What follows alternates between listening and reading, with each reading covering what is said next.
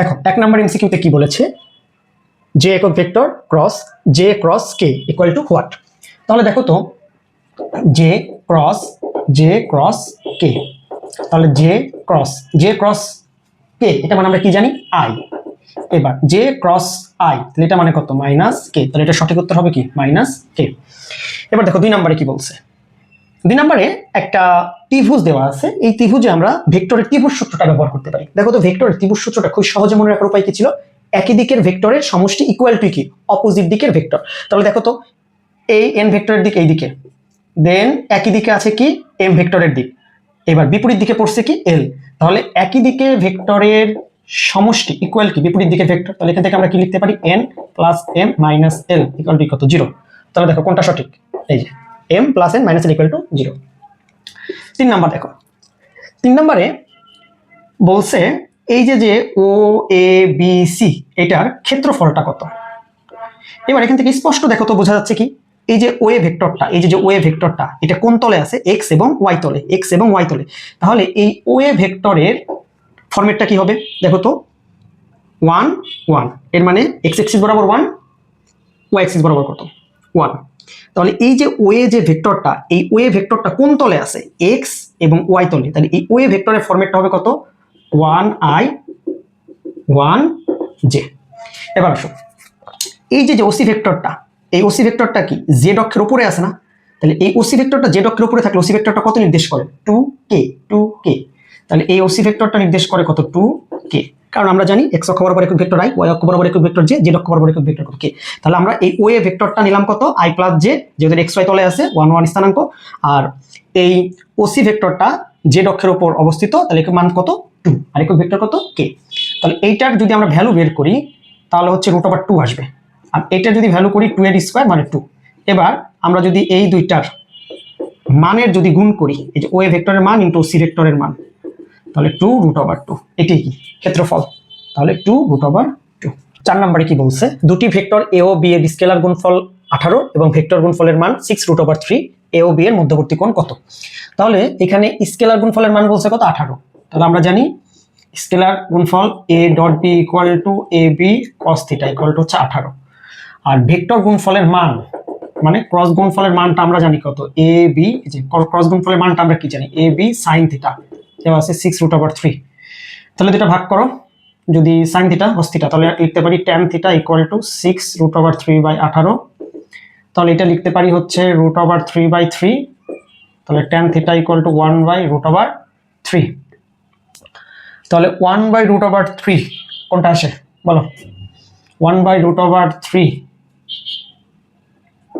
1/√3 কত, এটা হচ্ছে tan 30 ডিগ্রি, তাহলে থিটা ইকুয়াল টু কত ডিগ্রি 30 ডিগ্রি, তাই না, এই যে থিটা ইকুয়াল টু কত 30 ডিগ্রি। এবার দেখো 5 নম্বরে কি বলছে, n এর মান কত হলে p equal to 2i plus nj minus 5k এবং q equal to 10i minus 5j minus 25k পরস্পর সমান্তরাল হবে। এই ধরনের এমসিকিউ এর একটা শর্টকাট আছে, শর্টকাটটা কি a1/a2 b1/b2 c1/কি c2। তাহলে এটা হচ্ছে a1 b1 c1 a2 b2 c2।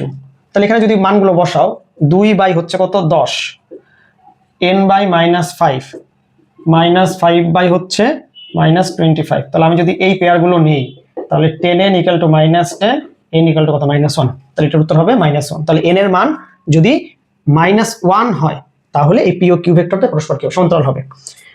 বুঝতে পারছো, এই সমান্তরালটা কিন্তু তোমরা ক্রস গুণন দিয়েও করতে পারো, এই যে p ক্রস q, তাহলে সমান্তরাল হইতে গেলে এটার মান কি হইতে হবে 0, কিন্তু এটা বড় হয়ে যাবে আসলে দরকার নেই। এবার a cross b equal to a dot b হলে এদের মধ্যবর্তী কোণ কত। তাহলে খেয়াল করো তো a ক্রস b এর মান কত ab sin থিটা, আর a ডট b মানে কত ab cos থিটা।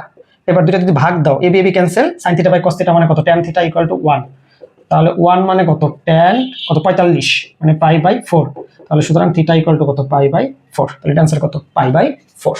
7 নম্বরে কি বলছে, a ক্রস b তার হোল স্কয়ার আর a ডট b তার হোল স্কয়ার।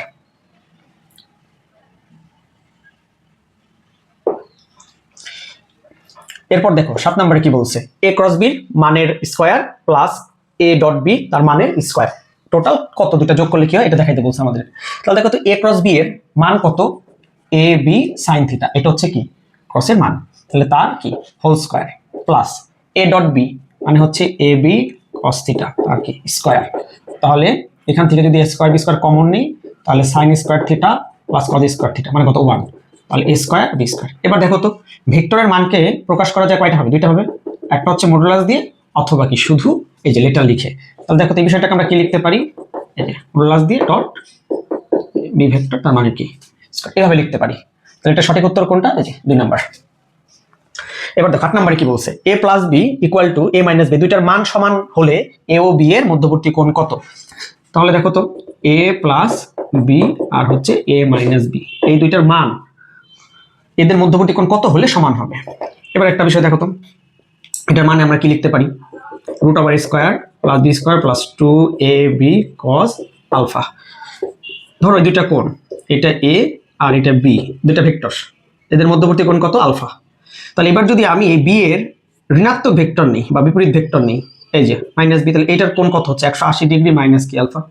তাহলে এ প্লাস বিটা লিখতে পারি কত, এটার মান কত লিখতে পারি, root over square plus B square plus 2ab cos alpha. আর এটা কত লিখতে পারি দেখো তো, A square plus B square plus 2ab cos 180 degree minus alpha, কারণ এখানে এ আর মাইনাস বি এর মধ্যবর্তী কোণ।